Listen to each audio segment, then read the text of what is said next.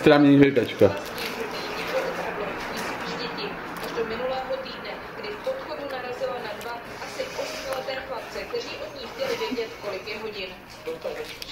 Chutná vám ta žvejkačka? Je sladká?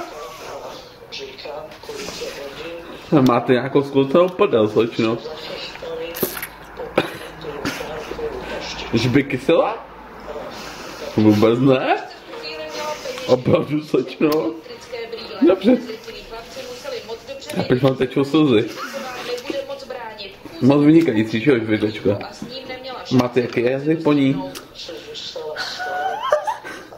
Vy jste si dal jazyk, jako já mám vlasy? Super. Na místě případ řešila městská i státní policie. Chlapce se jim ale bohužel nepodařilo dopadnout. Pátráme po Už je to dobrý? dvou neznámých pachatelů. Tak už to může vypnout?